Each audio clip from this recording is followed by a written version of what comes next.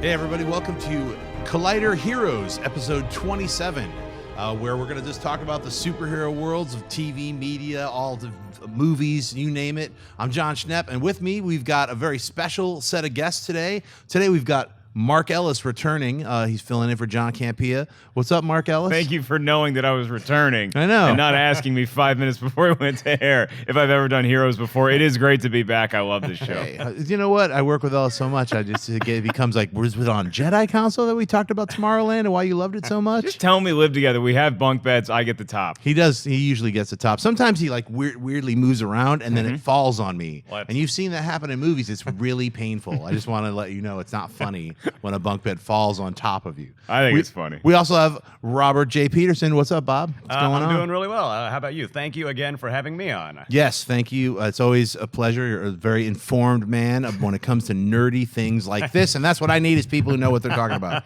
Number one, let's get right into it. Justice League, the animated series, is back. They haven't announced it yet, but I mean, I remember, you guys remember we talked about there was like some picture on the wall and you see the shadowy outlines and it says JLU. It was like the Justice League Unlimited or I think it was just Justice League. I don't know, but I've heard that it's back. Paul Dini's involved. I mean, they've got Kevin Conroy back as Batman. Mark Hamill's back as the Joker. They've got Swamp Thing. Perhaps Mark Hamill is playing Swamp Thing as well. I mean, I heard all these crazy things. So I just wanted to pop that off and say, you know what? I'm really excited that they're making another Justice League animated series. Yeah. That first, 4 seasons of Justice League that they did, I guess it ended about 5 years ago, was a great run. It was an incredible run. Bruce Timm was in charge of it, and they did so many amazing characters that I never thought I'd see, which is great because now we're in this kind of like superhero renaissance.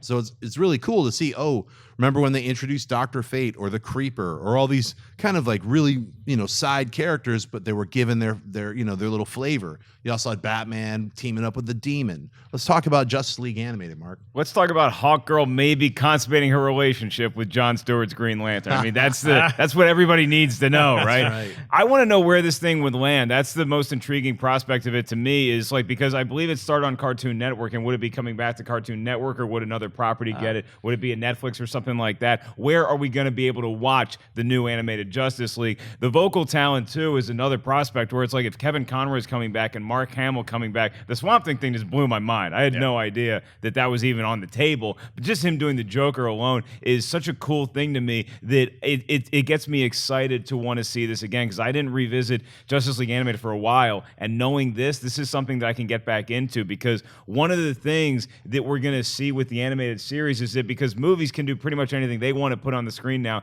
it ups the ante for what the animated series wants to do and new characters they can introduce. So it's a very intriguing prospect. Very, very well said. I practiced that for 3 hours this morning. Thank you. Well, it came off well. You can rest easy. I love this show. I think a lot of us, like I grew up loving cartoons, and it's just so it is just so beautifully rendered. And man, I feel like I talk about Swamp Thing a lot in this show. The last time I was on, I waxed poetic at length about Swamp Thing. And can we? I'm just gonna toss this out there. He's around, and he would do it. Can we get Ray Wise to be the voice of Swamp Thing in this? That's version? a great choice, but I think it's Mark Hamill. All right, I can live with that too. That sounds great. Yeah, I think Mark's gonna nail it, and it's like it's really exciting to see what they're gonna do because what they did do, especially with Batman the animated series, Superman the animated series, and in some cases some of the Justice Leagues, is they would cover some of the greatest comic books ever made, and then they would do the animated version. Yeah, I still really love that they actually did the Superman annual number 18, where it's like the greatest gift, where he gets the creepy flower that makes him remember Krypton. It's a heartbreaking Superman story, but it's so well done, and it also shows you why Batman and Wonder Woman are Superman's friends. Yeah. Like if you're gonna get into this whole thing, you just have to roll with it, yo. So that's one of those written by Alan Moore, one of those stories that really, really, really works, and they did a great job adapting it. So I'm looking forward to what are they gonna adapt now that they have Swamp Thing? Are they gonna cover the Batman? Like Get Out of My City, that very famous Alan Moore Swamp Thing issues 52 and 53, drawn by John Toddleben. It's just one of my favorite runs, and it's like a creepy a cool look at the Batman character right around the time that The Dark Knight was coming out, but this was like Alan Moore's version, where he's like, look, Miller's got his, this is my slightly darker, grim Batman. Loved it. So, Justice League, Paul Dini, is Bruce Timm going to be running this? I know he just rocked it with the Gods and Monsters version of Justice League, which is like, hey, we can go a little darker. Right. We could try different alternate version, Elseworld style versions of Batman, Wonder Woman, Superman. So, and that was great. And the comic books that were adapted into that were from that, animated idea also were great. So I'm hoping Bruce Timm is coming back to something that he really launched with Justice League. Let's move on. We've got Mark Miller is what we like to call him, talks Old Man Logan in Fantastic Four 2. This man is involved in lots of things involving Fox. He's the consultant over at Fox for all their superhero films. And he kind of went off on a bunch of different subjects. He also talked about Civil War, a lot of stuff. You can find those news items all around the web, but we're going to cover pretty much what he talked about with the Fox properties. First off, Old Man Logan, he was referring to Civil War, Old Man Logan, which he wrote the comic book version of, and how it can very easily be translated by replacing characters. I mean, he basically said he mapped it all out before he actually put the characters in. So he knew what Logan's journey was going to be across America and then put in appropriate styled villains and heroes. Now, with Fox, they own every mutant. So it's basically going to be like pulling out super villains that Marvel owns and replacing them with what Fox's super villains and superheroes that are mutants that they own. What do you think about what Miller said? Well, it was fun talking about it with you yesterday and Dennis on Movie Talk, because the way that he mapped out the Old Man Logan story, at least the way it appears, is the same way I mapped out my trip from North Carolina to Los Angeles when I moved out here. Is let me get the route first, right, and then I'll figure out the hotels and where I'm going to eat after that. I'm going to hang out with any friends. It seems like the right way to do it, because Old Man Logan is the most crucial part of this. You don't necessarily need to have properties that you're not allowed to involve in the movie. You can make them replaceable. Would I like to see the Hulk in there? Of course. If he throws the Blob in there, am I going to be like thinking, that could have been the Hulk if we could just get everybody to agree to license the rights? It's not going to break my heart, though. And if Mark Miller believes that this story can still work on screen with the characters that he's allowed to use, and I have faith in it. The guy has done so much good stuff for Fox that I tend to put my trust in him. Yep. Very well said. One thing about the Old Man Logan storyline that I find especially appealing is that I think it'll be a far better use of Wolverine than Days of Future Past. And just hear me out here. I love that storyline, and I really like the movie, too. But one thing I feel about Wolverine as a character is that I don't think he is especially well served being a leading man. I think he's more of a foil, But it is inescapable that because Hugh Jackman is this big star, that he needs to be the leading man in these movies. And if they do Old Man Logan, I'm like, oh, okay, good. Like by rights, he should be the lead of that story. That really makes sense. And I just kind of miss seeing Kitty Pryde at the head of Days of Future Past, So I'm excited about that. Yeah, I think replacing all the characters, only people who read the comic Old Man Logan, which is roughly 0.3% of the whole globe of comic book readers as well. So not, it's a very specific comic that came out. So really well done by Miller, and also Scott McNiven, I believe, was the artist. Great art. I'm cool with them replacing everybody if they have to, because that's what they're going to have to do in order to make this film. So, I wouldn't really worry about, who are they going to get to play Red Skull? I was saying Mr. Sinister yesterday. There's all these different mutants that they could replace who have very similar quality powers. Not, this guy turns, he's immovable, but he's not super strong, or is he? Or when he has kids, or they all get more stronger or whatever, So it's like, is the Blob the Hulk? No, but, I don't think that it was about the Hulk. It was more about Hulk's inbred, weird, hillbilly, right, crazy, I'm from, the third generation Hulk, stay back, you're going to squeal like a pig, like, oh, Hulk. So it could, very much be the Blob's inbred, right, kids. Yeah, the only thing that was a concern to me was if you put Cyclops in the role of maybe like a Hawkeye or something like that, then does that confuse the storylines with the movies we've already seen with him? Because him and Cyclops haven't always been the best of friends. Sometimes they work together very well. Other times, not so much. So it might actually make for more of a midnight run road trip than something else. But I do like the fact that they have so much shared history that we would get to see them interact one more time. So I'd actually be on board for that switch. I would also, I beg your pardon. I would also add that Cyclops, by and large, in the X-Men movies, has been slightly underwritten. I've never gotten quite enough of him in those movies. So yeah. Especially Last Stand, where he just got boink and he's just floating glasses. You're like, come on, man. Actually, Scott Summers would be like in his late 70s or 80s in this movie. You know, he would be super old. Be like, God damn it, over. You have like the bigger sunglasses that you see. Like, you know. That would be fantastic. I had a related question about this. Pivoting over to Civil War, let's say that Marvel hadn't reacquired Spider-Man.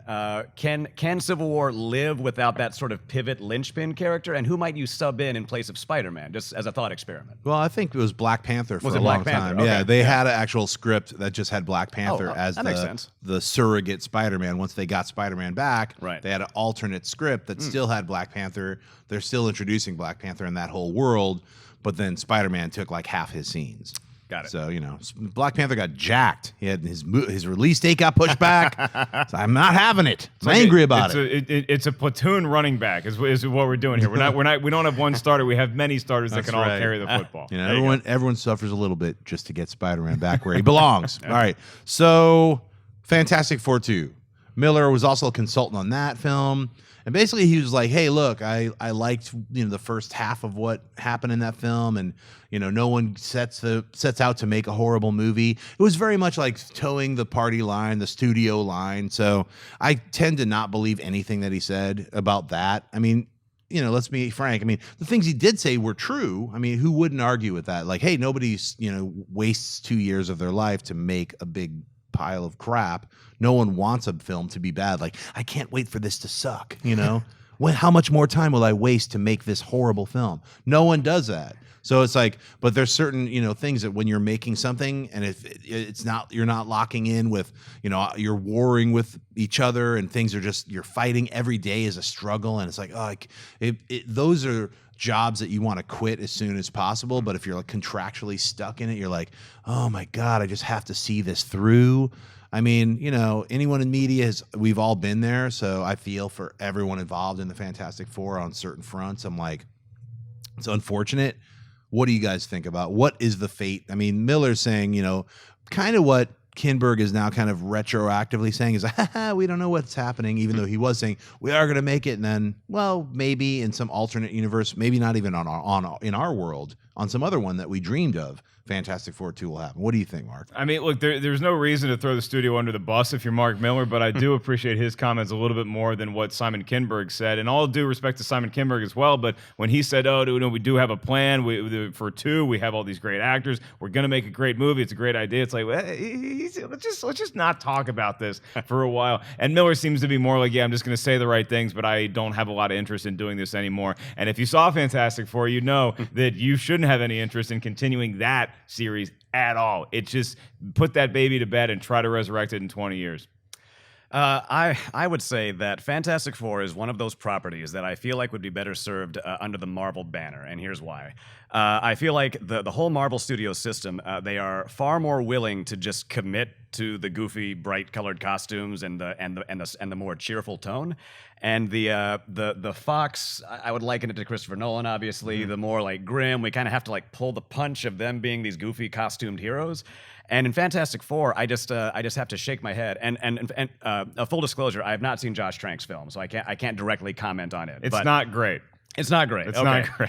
I would just say, why pull that punch with those characters? Like they're such like Silver Age, grand, cheerful, future-looking, happy characters. I don't quite. It doesn't quite compute with me. Well, to be fair, I don't think any of us have actually seen Josh Trank's film. I think we might still be waiting to see Josh Trank's movie. Yeah, the Fantastic Car and a bunch of other stuff that you only see pictures of. You're like, they shot all that stuff? Yeah. We saw a movie, and it was a turd, so yeah. Well, let's move on. We've got Chris Evans, Anthony Mackie, and Sebastian Stan all talking Civil War. So at this week, Salt Lake City Comic-Con, all of those guys were there as guests. They all got on stage, and they all talked about their roles in the upcoming Civil War and what to expect. And all of them had some fun, really cool things to say about Civil War. I didn't get into any of those panels. I was doing a bunch of other stuff, but I heard people screaming. Occasionally it'd be like just an uproar of like, oh wow, that's like several thousand people screaming in a happy way, not in a bad way. So Not an you know, Alderaan situation. Yeah, not Right, Alderaan. right. Like Good. you know, I just oh my god, the rocks. Yeah. Like where is it? Oh, all these rocks. So you guys read their statements. And let me just quickly say, Chris Evans was basically very forthright about saying, look, it's the Accords. It's this like you're either with the government and doing what they say or you're against them. And obviously Cap, having just gone through all those the betrayal situation in the Winter Soldier film, and Shield being Hydra, I mean, he's like, hey, I'm good on my own. I got this. I'm not going to work for anyone and be lied to again. You know, so that's what kind of tears the team apart is like Iron Man, Tony Stark is saying, look, I think the Accords are a good thing because basically he feels bad about what he's done. Mm-hmm. He created Ultron. He created all these different problems. So in essence, I think Tony Stark as Iron Man feels he needs to be in check by the government. And Steve Rogers doesn't. What do you guys think? I mean, after seeing these comments, I'm so excited about the political intrigue aspect of this, that there's different ideals and who's going to be on what team. But what these comments didn't do for me that I'm still waiting to be enlightened about is what exactly are the stakes when the superheroes are actually going at war against each other? What are they looking for blood? Is it just a scrimmage? What's happening here? Because at the end of the footage that they showed us at D23, they're on top of each other and they're punching it. And it's like, well, okay, are we trying to actually kill one another or are we just trying to make our point? I'm still a little in the dark about that, which is fine. I don't need to know everything about the movie before I go see the movie. I would like a little bit more light shed on that, though.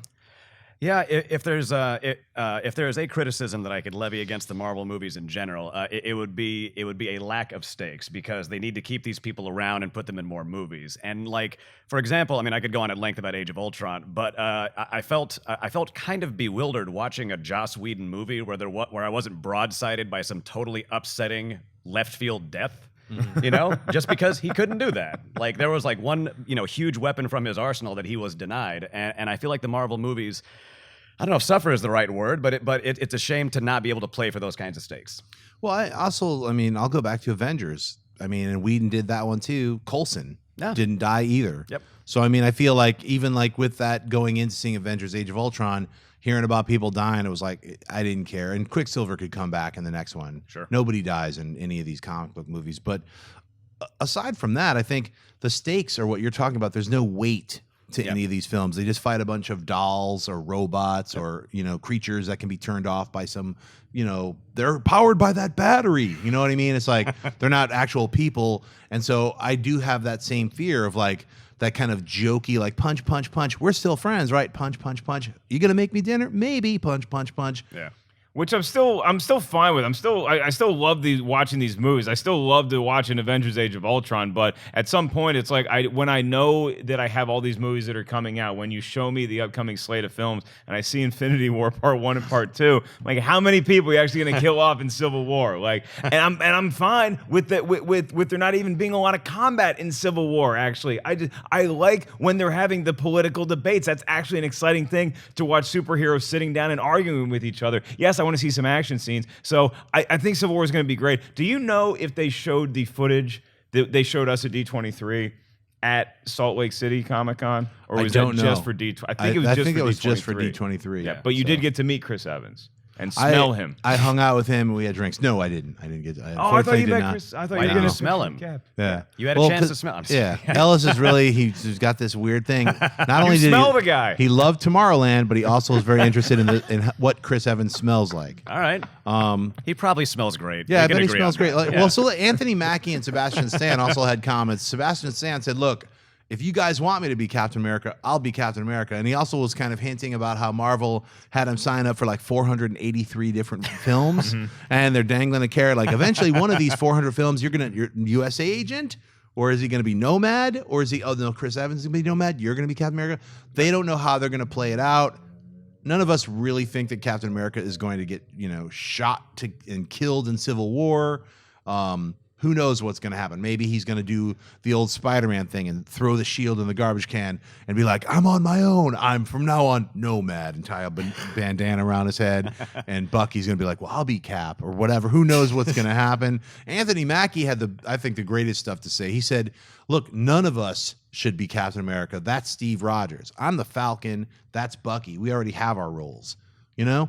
And I agree with him. I think that's really cool of him to say. And it's like, we don't need anybody to pretend to be Captain America or do that like, you know, it's just a symbol. You can pass it on like a costume. It's not. It's Steve Rogers and what he believes in and who that character is what defines Captain America. It's not an outfit. It's not a shield. Yeah. So Where's that's how that I Anthony feel. Mackie setting us up for a fall? I know, right? He's like, man, I tricked those people, but no, I still believe what I say. If I don't think that he's a replaceable character. So. All right, let's move on. Batman v Superman.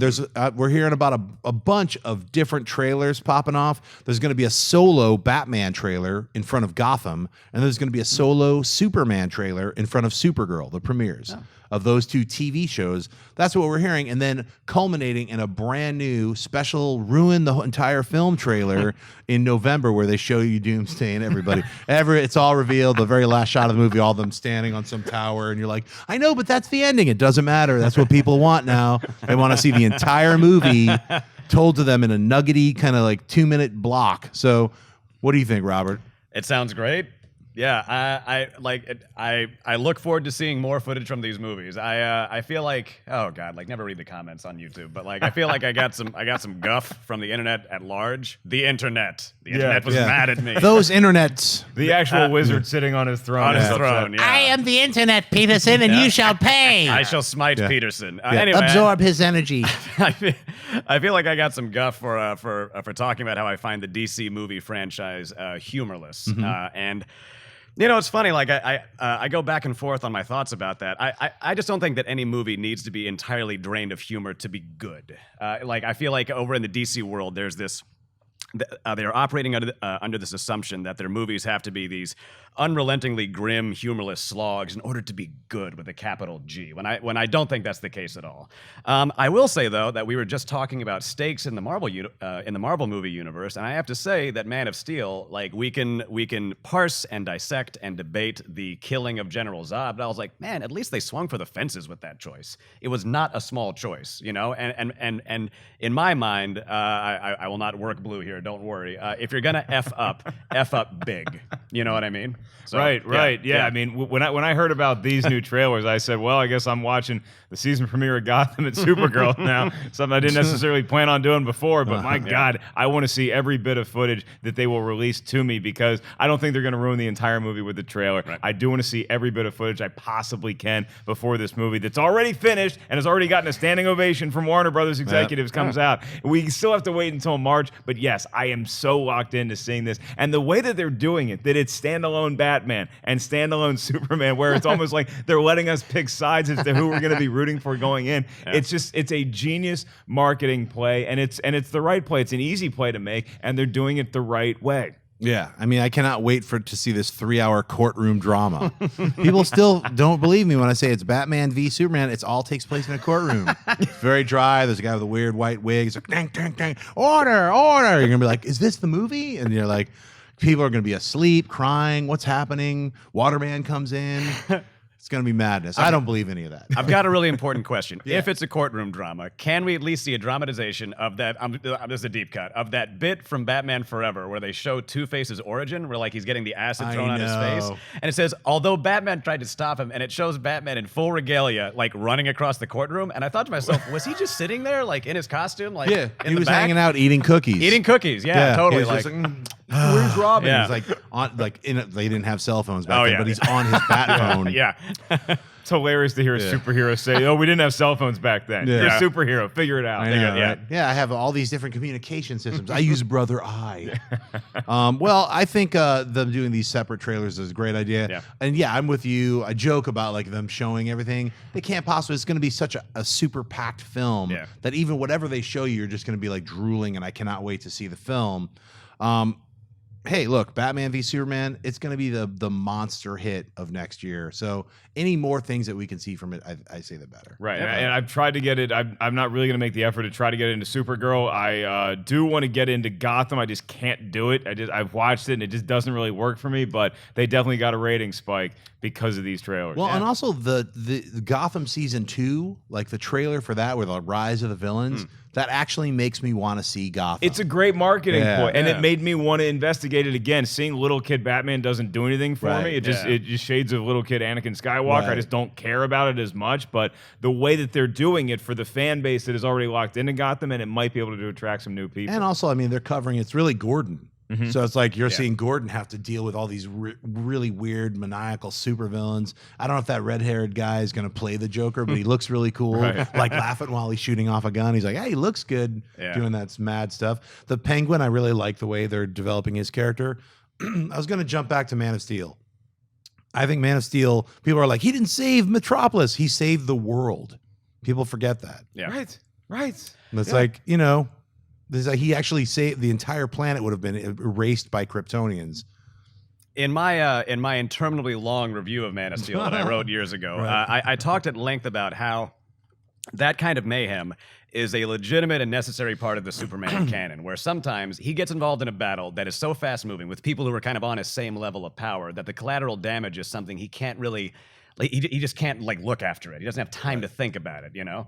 And like and what I said in my review was, okay, I appreciate that that's a part of the legend, but I don't know if I necessarily wanted to see it up on screen for what it's worth. I agree, but that's one of the things to me. While a lot of people hated Man of Steel and I loved it, Yeah. Okay. that's one of the things that differentiates what I think right now is going on with the Marvel Cinematic Universe and whatever they're trying to do with the DC Cinematic Universe. Right. Is weight.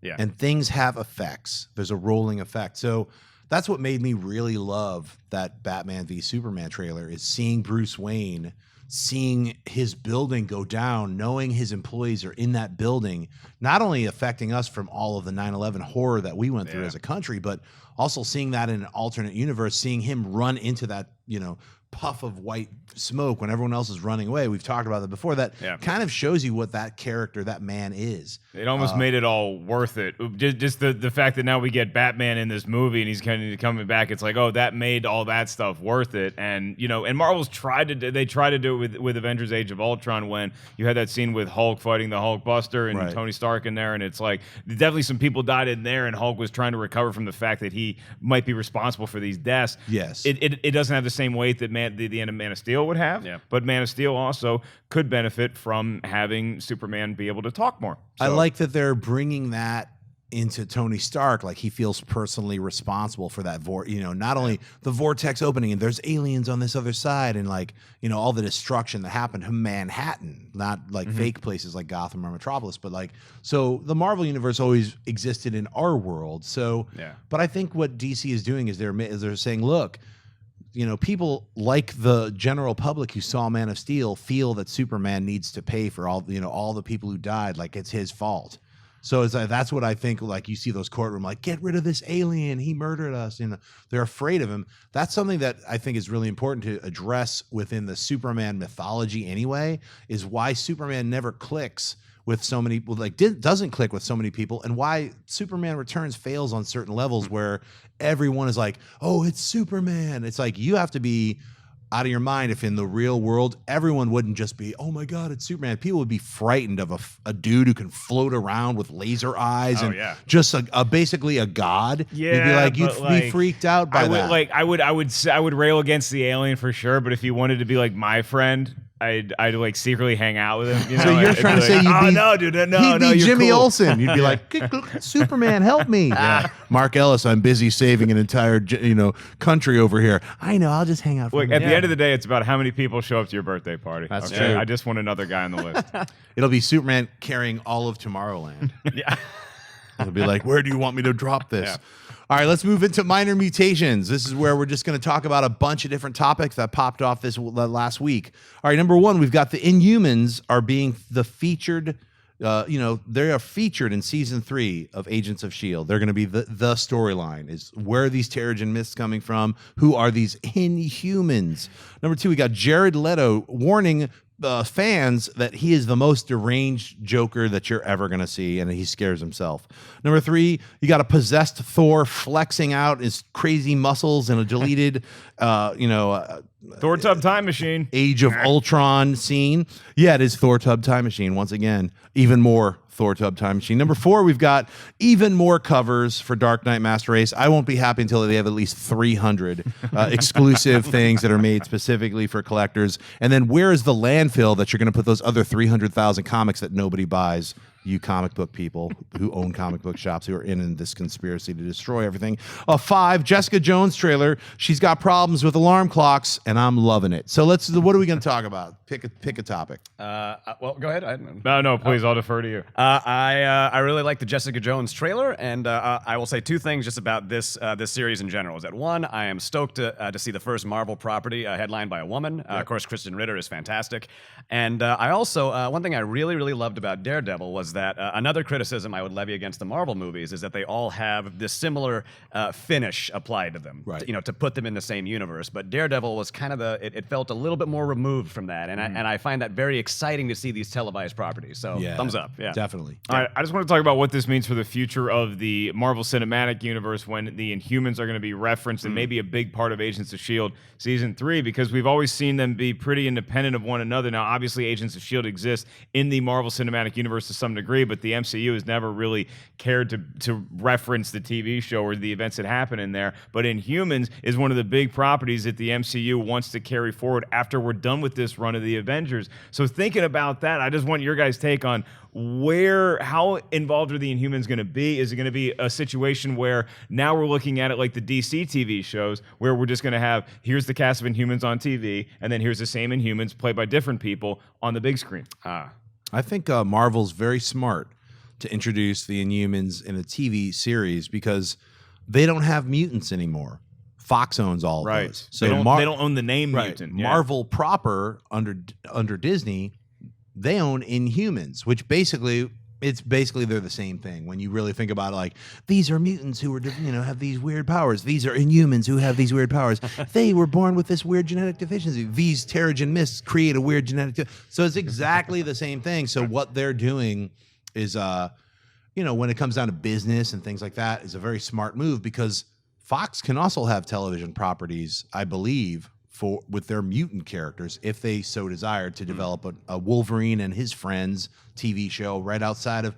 I'm pretty sure they could do television. So maybe I don't know if they can or can't. I'm not 100% sure, but at least Marvel can. And what they're doing is they're rebranding everything that was ever X-Men or mutant related and turning that into Inhuman and Medusa and Black Bolt and Triton and Gorgon and Lockjaw and all these characters that were the original Inhumans.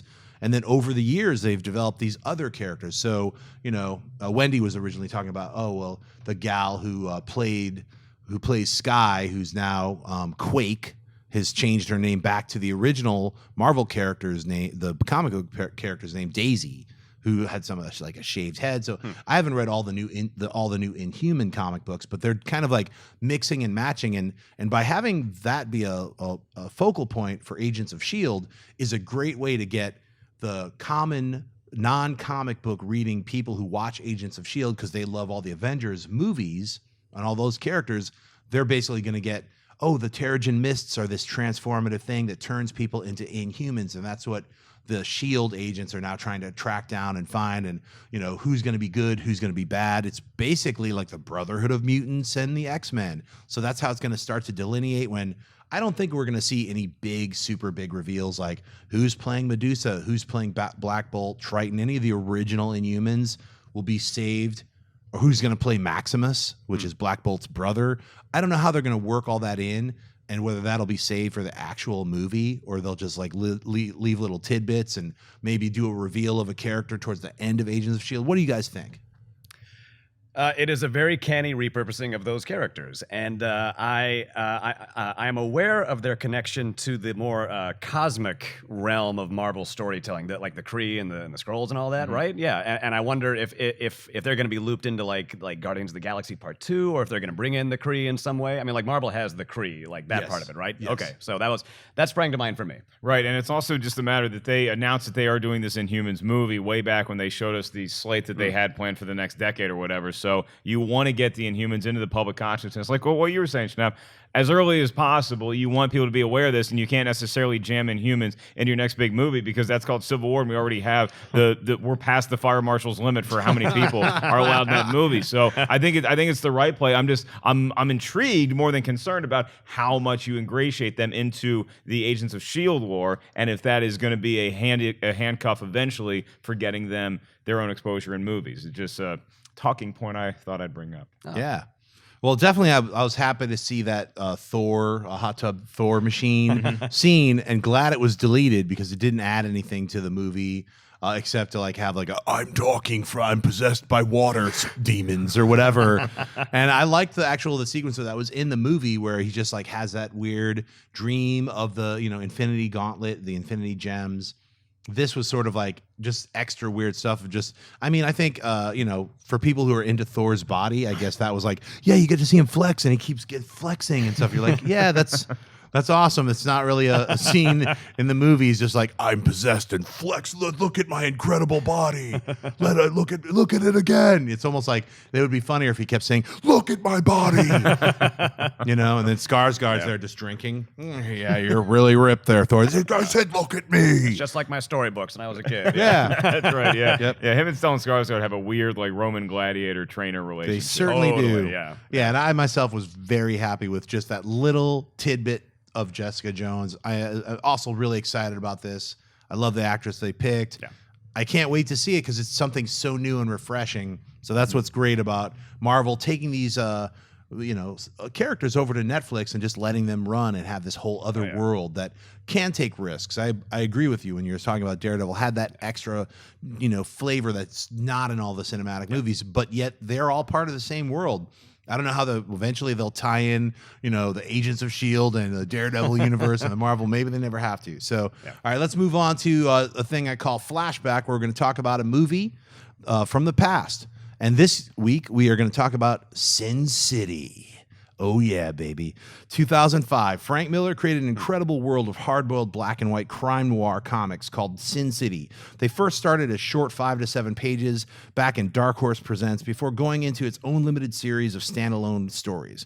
Robert Rodriguez, a director known for his El Mariachi trilogy, also from Dusk Till Dawn and Spy Kids, he teamed up with Frank Miller to co-direct the film adaptation of this comic book series. Pushing the boundaries of green screen technology, Rodriguez was able to capture Miller's world successfully, from the perfect casting of Mickey Rourke as Marv to the incredible blending of the graphic black and white shadow treatment of the backgrounds. We all felt we had entered the world of Sin City. Now, for myself, having followed the Sin City comics from that very first issue of Dark Horse Presents back in I think it was like late 80s, and I guess early 90s is when that happened. And I absolutely loved it because I also am a giant fan of film noir movies. I love all the old black and white films, Double Indemnity, Out of the Past, you name it. I watched it, Kansas City Confidential. So I'm a big fan of that kind of movie. And Frank Miller just captured it so well using incredible black and white styling, really, really hardcore, like kind of graphic style, tons of nudity, tons of violence, unrelenting. That's the kind of story I like, and especially in a hard-boiled crime novel. So, bam, this movie comes out. They did it. To me, it was magical how they did it. And personally, I actually like the DVD that came out, which took what Rodriguez and Miller did is they took 3 different stories and kind of interwove them into one film. And then in the DVD, they separated them all, and you could watch them just as standalone, and they had extra scenes in them. So there was like A Dame to Kill For. That was A Dame to Kill For, and then the Sin City original story was just called The Long Goodbye, which they retitled later, and The Big Fat Kill. So it was those 3 you could just watch as separate, like 1 hour little episodes of Sin City, which was fantastic. What do you guys think about Sin City? I saw this and I remembered that I have to still see Sin City: A Dame to Kill For. I still the sequel that came out that I still haven't seen, because the first time I saw this movie opening day, and it took me a good 5 or 10 minutes to get locked into the tone, which is actually a credit to the movie because it's so shocking and it's so different than any other cinematic experience I had had up until that point. And you want to talk about, everybody cites The Wrestler as Mickey Rourke's big comeback. Him as Marv is Mickey Rourke back on screen doing what he does best.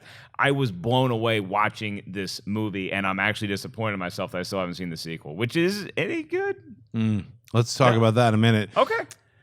What do you think about the original Sin City? I have also not seen the sequel, but I love the original. And John, like you, I'm a big fan of crime. In my case, crime fiction. Dashiell Hammett, Ross McDonald, Mickey Spillane, on down the line. Andrew Vax is one of my favorite contemporary crime authors.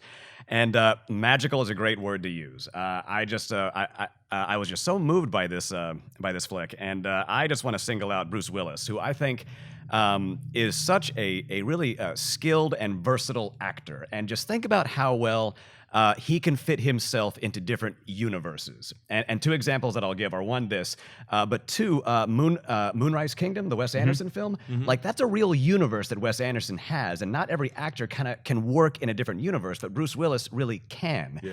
And I just found his performance as Hardigan to just be so just kind and gentle and pun intended, good-hearted. You know, I found this movie just dazzling. Yeah, to watch something like the Avengers feel like you're reading a comic book on screen. This was a different experience because this was a dark graphic novel. It was gritty.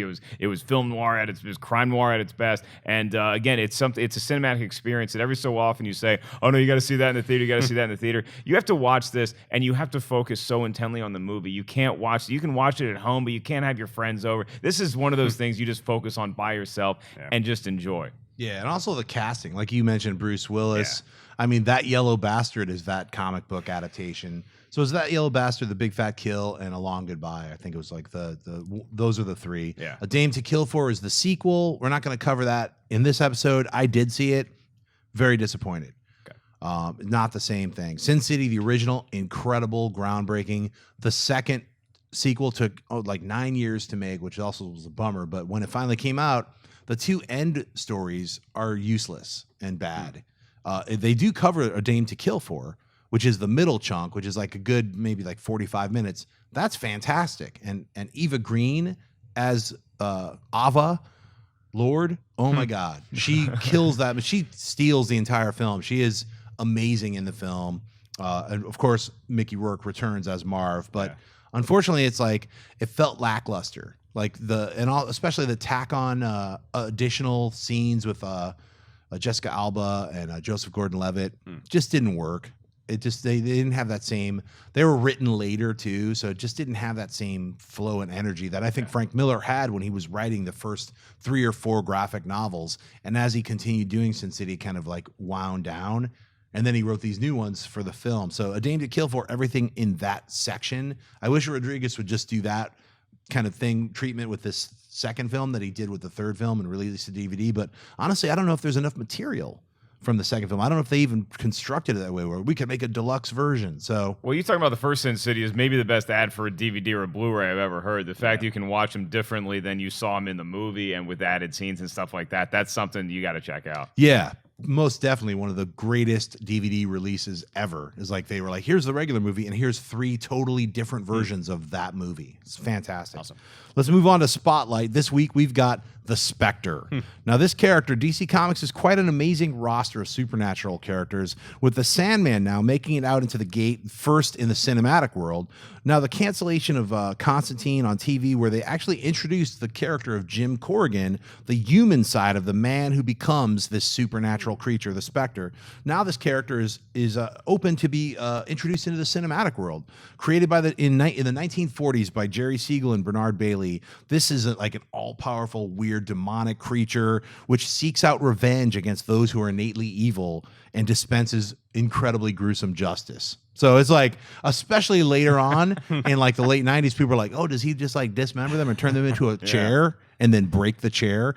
He does that kind of stuff. He's like, I have turned you into a glass vase, and now we shall throw you off the building. And you just watch the person as a vase. No, shatter.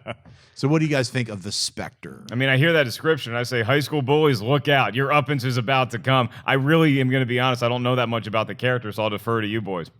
I have to say one idea that I often bring to bear, like when talking about pop culture, is I call it respecting all of the mythology, and I feel like when you retcon something, you're often respecting all of the mythology. Like you look back at something like a deep cut or an unusual storyline and think, oh, like how can I put this to use? And I adore the Spectre because the DC writers over the years have so very well respected all of their mythology. Like here's this very unusual character from the 40s, and yet he is still around and put to use in really, really interesting ways. Of course, I loved Jeff Johns' his Green Lantern run that went on for a decade, and the Spectre's role in that was great. And in Kingdom Come, I loved how he was used in that. So I love a good deep cut put to use. How would he be best used in if you're talking about transferring that into a cinematic world? I would love to see the Spectre done in as a horror film. I think, you could have, if you want to have him tied into Batman and Superman and Wonder Woman, all that whole world, but I would be less into it. I would love it if they put him more in the Vertigo world of the Sandman and the supernatural world, where you can make kind of like, he could almost be that kind of creepy anthology host of a horror series, or he himself would just be this creature of vengeance. I think he's a hard one to pin down right now as far as like how would you adapt him? Like would he just be like, he's been used really well as like a side character, like he's been used like once again in Swamp Thing as like this kind of freaky ghost god who shows up as like, I will open this portal, I will not open this one. So and then in the late 90s he had a pretty good run just as like a creature of vengeance, where every episode was like some crime drama and he would like turn somebody into a chair or whatever. So like he's really big on turning people into chairs. No, I'm big on him turning. He would do a lot of other things too, but I love the whole chair thing. That's so weird. And he's got a cool, weird costume. He's basically made to be a ghost. I mean, I actually didn't like when Green Lantern became the Spectre. I was like, it's weird. But we'll see what they do. I'm sure eventually they'll figure out something to do with the Spectre. Maybe he's going to show up in Arrow. I don't know, because they're like bringing Constantine in. They're like, don't waste anything. We already introduced Jim Corrigan. Get him in there. So let's move on to Twitter questions. The very first one we got is, with Moon Knight being introduced in mobile games, do you think that we'll get a reference of him in Civil War? No, I don't think so. Like you said, it's cram-fested with like 75 characters already. I don't think if we were going to get any kind of reference of Moon Knight, it would be on the screen somewhere, and I think that'll just be an Easter egg lost. I don't even think it would be worth it. I think they have so much work to do because, again, Civil War isn't really going to just be a standalone movie. It's going to be a giant setup for the events that we are going to see in Infinity War, and then to a lesser extent the standalone movies that are coming out in between those. But I think if you see him, it's going to be in Infinity War Part 1 or 2. They just simply don't have room to do all these Easter eggs. And I think that they saw in Avengers Age of Ultron when we maybe try to plant too many things that maybe don't necessarily tie in together on screen, that the fans get a little, hey, guys, easy. Let's just tell one story here. Agreed on all counts. Yeah, I think if anything, they're going to try to wedge him into the Netflix universe. That's what I keep hearing, is Moon Knight's going to be that next run of 4, their next 4 that they announce once they have actually finished or get closer to completion of this first 4. So maybe Moon Knight's the bailiff in your courtroom drama. Maybe he is. Yeah. All right, next question. We got Jesus destroying your name, Cabalas Jr. We all love you as the Cuban Superman, who owns the film rights to The Shadow. And do you think we could ever get another one as a reboot on the big screen? Well, associate producer of The Death of Superman Lives What Happened. Let me tell you. I think the film rights of The Shadow are owned by a couple of different producers right now who are developing stuff. It's the same guys. I think it's Adrian and some of those guys from who developed Hitman. I think that company owns the rights.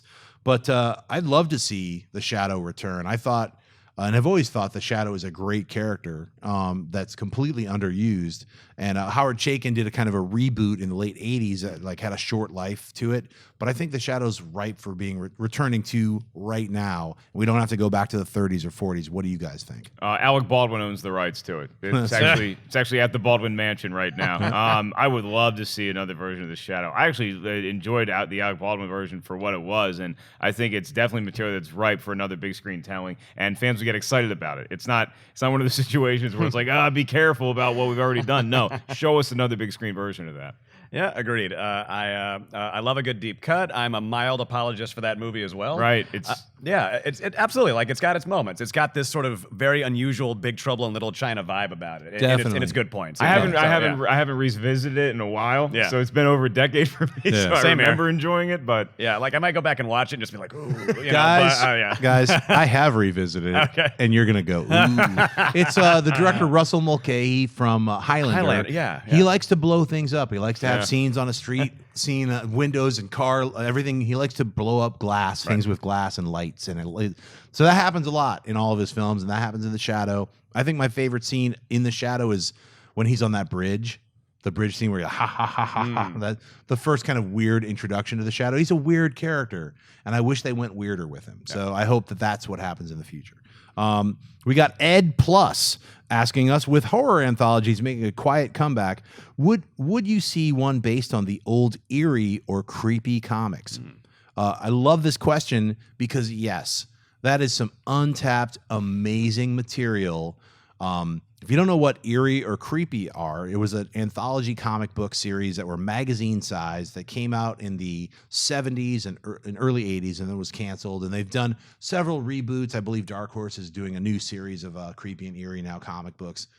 But that series is fantastic. It's made to be adapted into an anthology movie or television series, and I don't know why no one's doing it. So it's a great question. What do you guys think about creepy or eerie? Do you remember those? I love the thought of that. I read a lot of those kinds of comics when I was a kid. I honestly don't remember if they were eerie or creepy, but they were in that zone. And one thing that I love about that style of storytelling, and I would lump in the Twilight Zone or Outer Limits or any number of anthology shows, is that kind of storytelling. It is more akin to poetry than narrative. Like, there's a certain kind of very delicious symmetry you have to pull off in those tales to really like turn the screw in the proper way. I'm always bringing up the famous Burgess Meredith episode of The Twilight Zone. You know, Time Enough at Last, which I can't even tell you. Like, my mom had I was crying. I was distraught when I saw it when I was a little kid. I mean, like, that's how good that storytelling can be. yeah, they had a huge marathon, I think, on Sci-Fi on July 4th of The Twilight Zone. So I pretty much missed every fireworks display in Los Angeles. So I was just hanging out watching that and thinking, we need some sort of modern version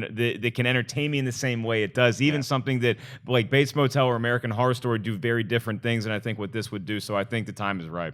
Yeah, I gotta give a plug for the Black Mirror, which is Right. an incredible series. Right. UK, which is like frustrating because they only do like 3 episodes per season, Yep. and we're like spoiled. We're like, where's our 22 episodes? 3? And you know What? that Netflix just got it, right? Yes, I was Yeah. going to bring that up. Yeah, Netflix, those smart people over at Netflix, they were like, look, Charlie Booker, amazing writer of Black Mirror, we're going to get you over here and you're going to write 12 brand new Black Mirrors for Netflix.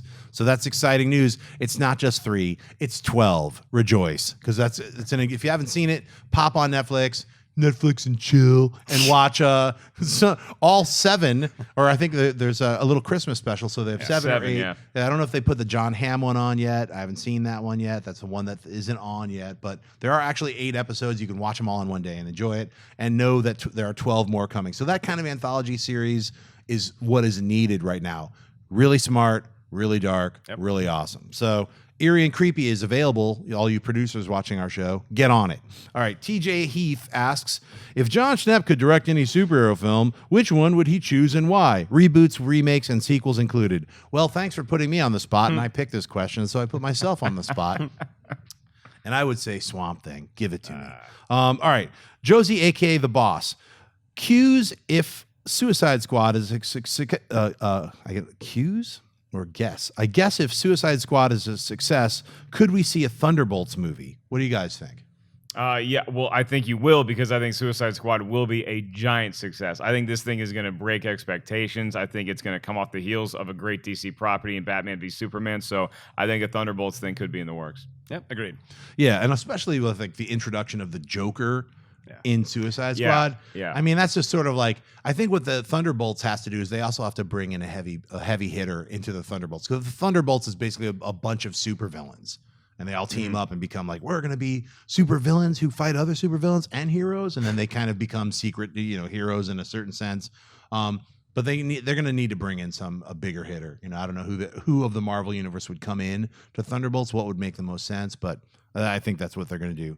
Sweaty question of the week. We got Andrew Sebastian Kwan asks, do you think they'd ever introduce the Sentry into the MCU? That character's crazy, literally. So they're talking about the yellow dude. I don't know if we got a picture of him. I don't know if we sourced that, but look him up. He's like looks like Thor, but he's got a bright yellow outfit. What do you guys think about the Sentry? He's been in a bunch just of a comics. crap ton of powers with that guy. There's nothing he can't. He does so much that the only hesitation I would have is is he too powerful for this current crop of kids? But with the way they put the Vision in there now, it's like he's pretty powerful as well. So sure, I think he could fit in there. But again, guys, there's a lot of superheroes we got to deal with right now. We got a lot of balls in the air.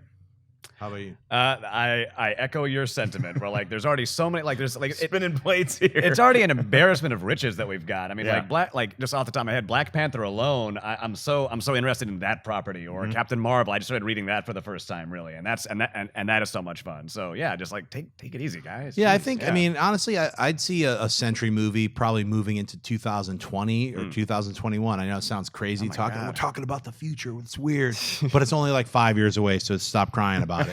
I mean, we're talking about 2016, and that's Batman v Superman. Sounds weird. I can't even say 2016. It's the future. No, it's 3 months from now. Stop crying about it. 5 years from now, you're going to see them already have announced Sentry and a whole other group of films that go we've planted our flag in 2025. We've got the next 5 years, And Sentry's one of those Marvel characters that can be a Superman type of character. So it's really, I think you're right. They should take their time, develop it. Marvel has so many incredible characters. There's no rush. There's no reason to rush. So that's it for our show, guys. I'd like to thank my guests, Robert J. Peterson. Where can people find you online?